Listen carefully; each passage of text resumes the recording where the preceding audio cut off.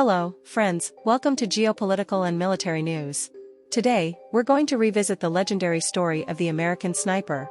It is a controversial sharpshooter with a unique life, criticized by many and praised by others, but with exceptional talent. Today, you will learn the true story of Chris Kyle. He is the record holder for precision shooting during the Iraq War and became a legend shortly after his untimely death, becoming globally known only as the American sniper. Christopher Scott Kyle was born on April 8, 1974, in Odessa, West Texas, the first of two children to Wendy Kai, the local deacon and Dominican schoolteacher, and his wife.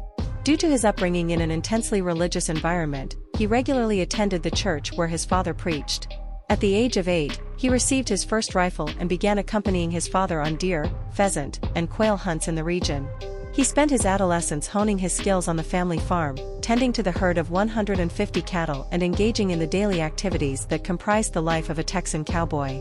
During this time, he also developed an interest in rodeo, riding bulls in small regional competitions.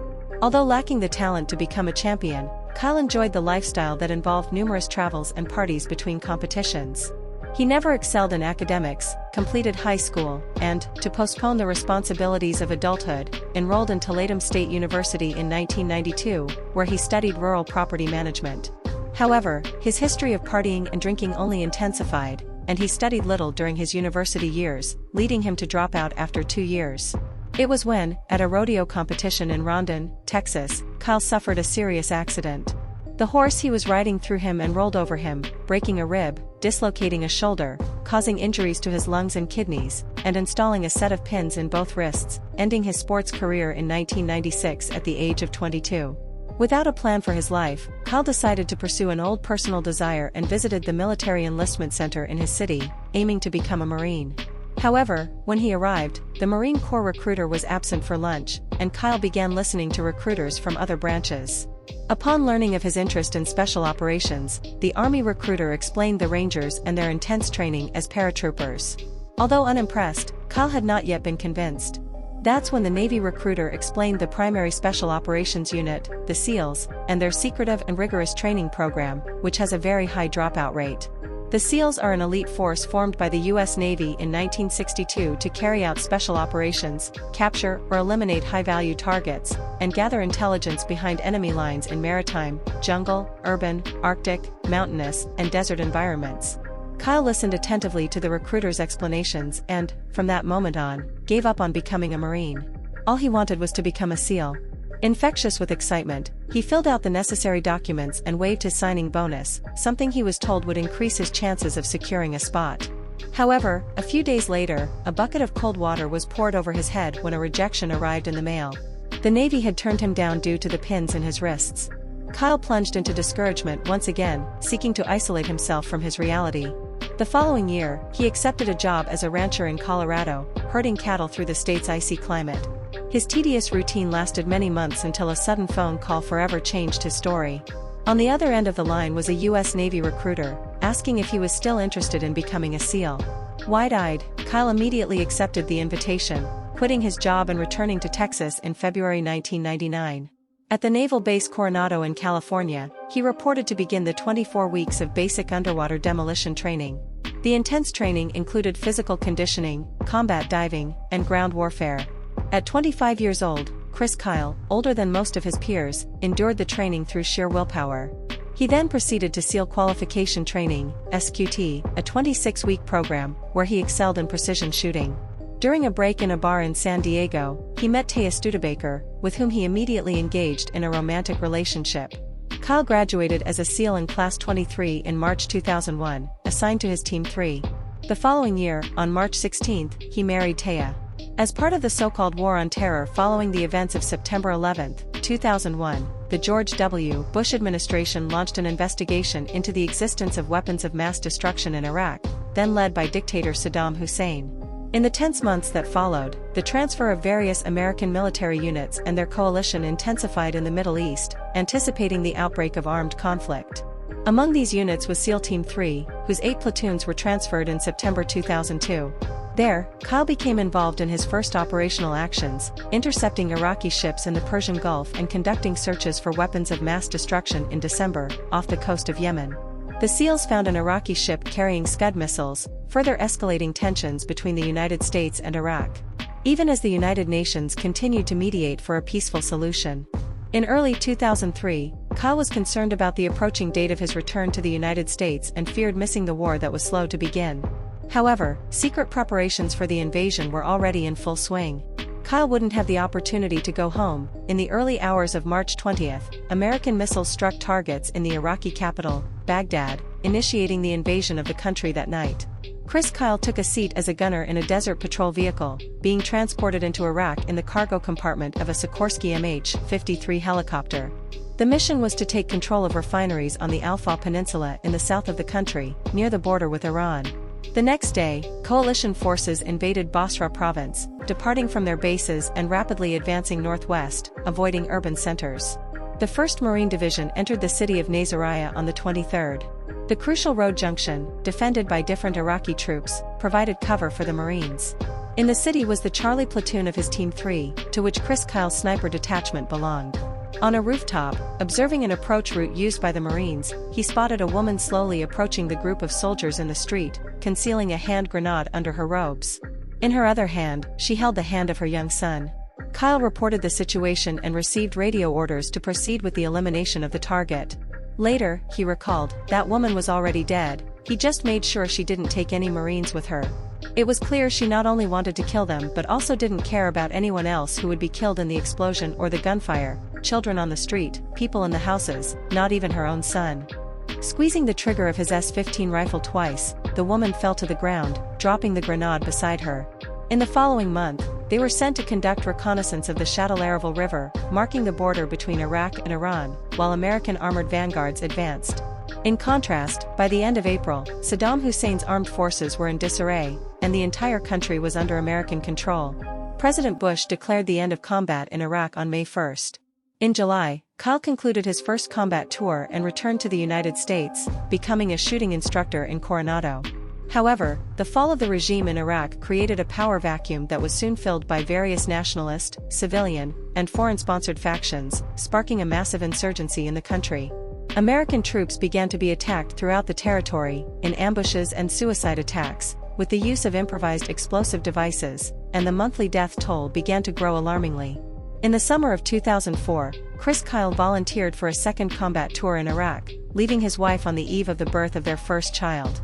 He arrived at the base in September 2004 and, 2 months later, was sent to take part in the Second Battle of Fallujah. With the fall of the Ba'athist regime, Fallujah had already fallen under the control of insurgents led by Abu Musab al-Zarqawi, a Jordanian jihadist with significant activity in Afghanistan before establishing himself in Iraq. He had 4,000 warriors in the city, making Fallujah the most intense urban battlefield faced by Americans since the Vietnam War. In addition to acting as a sniper, Kyle participated several times in house-to-house combat. On November 15th, amidst an intense exchange of gunfire with insurgents, Kyle left his position to pull the wounded back to American lines. For these and other similar actions in the battle, he began to be called the Legend by the Marines. The Second Battle of Fallujah had already been won at a high cost by the Americans, with 95 dead and 560 wounded. Observing the long rows of coffins, Kyle felt powerless for not being able to protect them. The overwhelming feeling that he was responsible for keeping his soldiers alive grew within him. In 2005, his kill count gradually increased in the violent streets of Iraqi cities. Despite the increasing public opposition to the war in the United States, on the battlefield, he cared only about protecting the lives of his comrades. "I don't think of the people I kill as people, they are just targets. You can't think of them as entities with family and jobs, they are there to instill terror in the hearts of the innocent. The things they do, beheadings, dragging Americans alive through the streets, the things they would do to children and women just to keep them quiet. That's the easy part of my job, I have no regret about it." At the end of 2005, he finally ended his second combat tour and returned home, feeling that he had left behind the soldiers he was supposed to protect. Kyle's constant tension also began to affect his relationship with his family. He couldn't adapt to the ordinary life in rural America while combat raged halfway around the world. Despite his wife's appeals, Carla signed up for a third combat tour, arriving in Iraq on a direct flight from the United States in April 2006. This time, he joined the SEALs in Ramadi, a city located 110 kilometers west of Baghdad. Ramadi had become the scene of a violent struggle between Shiite and Sunni rebel groups and had also become the birthplace of the terrorist group Islamic State in March. 5,500 American military personnel had been sent to regain control of the city against an equivalent force of insurgents operating in the eastern part of the city. From April 15, Kyle provided cover for the slow and steady advance of the Marines, who were taking control and establishing combat operational posts along the main roads. Despite the gradual success, the entire advance came at a high cost. On August 2, Chris Kyle was deeply affected by the death of Mark Lee, his friend and the first SEAL to lose his life in action in Iraq. However, the determined and compact enemy resistance also provided the highest density of targets in his entire career, and between April and August, he recorded 91 deaths in successful support actions for the Marines, earning him the Silver Star on August 27. However, a few days later, he received the devastating news that his newborn daughter suffered from leukemia, and on September 5, Kyle was granted permission to return home while monitoring his daughter's treatment. He attended the funeral of his posthumous Medal of Honor recipient on October 12, Michael Bonsor, who had been killed in Ramadi on September 27, after throwing himself on a grenade to protect his comrades. Kyle was supposed to give a speech but suffered a panic attack at the moment, unable to move. He spent the entire year of 2007 trying to balance family responsibilities and his self-proclaimed duty to his soldiers in Iraq. Thus, Kyle volunteered for a fourth and final combat tour at the end of 2008, when he was sent to participate in the siege of Sadr City, the Shiite district northeast of Baghdad, which was under the control of the insurgents of cleric Muqtada al-Sadr. Chris Kyle considered this his worst and most intense combat tour, as the insurgents were well armed, and rocket-propelled grenade launchers were constantly present in the clashes. He developed deep hatred and contempt for his enemies and began wearing a skull painted on his uniform, inspired by the Punisher comic book character. His demeanor also earned him a $20,000 reward offered by the insurgents, later increased to $80,000. It was also there that he achieved an extremely rare feat, his furthest confirmed kill. Positioned on the second-floor window of a house, he began scanning the horizon when he spotted a dark figure on the roof of a residence 2 kilometers away. Kyle observed him for a long time, but no hostile behavior was detected. However, when an American convoy approached, the man pulled out a grenade launcher, to the complete surprise of the sniper. Kyle didn't calculate the variables quickly in his head and took his Mark McMillan TAC .338 rifle, squeezing the trigger. For fractions of a second, everything seemed to fall silent, and he watched through the scope, incredulous, as his target fell to the ground at a distance of 1,920 m. Later, he described his feat as a shot of a lot, but a lot of luck. On August 30, he finally returned to the United States for good and, after pressure from his wife, requested discharge from the Navy in November. In his 4 combat tours, Chris Kyle had achieved the impressive confirmed mark of 160 kills, making him the most successful American sniper in history. In 2009, he founded his own military consulting and training company, Craft International, and in 2012, he published his autobiography American Sniper, which became a tremendous bestseller, catapulting him to national stardom in a very short time. Despite being widely praised by the general public, his book received and still receives harsh criticism for various passages that deviate from the truth. Chris Kyle exaggerated his medal count and described combat situations that many colleagues said did not correspond to reality. Surprisingly, he also claimed that, after Hurricane Katrina hit New Orleans in August 2005, he climbed to the top of a building with his rifle and shot 30 looters, an assertion that many consider simply absurd. He also claimed to have beaten in a bar fight former Minnesota Governor Jesse Ventura, who sued Chris Kyle for slander and defamation. "I never saw or met him in my life." Eventually, the court ruled that Chris Kyle had fabricated the entire story for his benefit in the press, and Ventura was awarded a substantial sum in compensation. Finally, Chris Kyle claimed to have been approached by 2 assailants who wanted to steal his car at a gas station near Dallas, and he killed both with shots to protect himself. However, the Texas police found no record of this incident. Among the events related to the book, in television interviews, Kyle volunteered in a program to assist war veterans suffering from post-traumatic stress disorder. He believed that reliving the positive aspects of the operational environment, such as camaraderie and shooting practices, could help colleagues gradually overcome their traumas, so he took them to shooting ranges.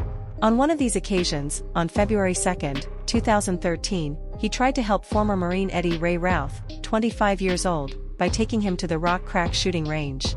There, around 3 p.m., Eddie Ray Routh, with his pistol, shot Chris Kyle and his friend Chad Littlefield multiple times, killing both and stealing Kyle's car.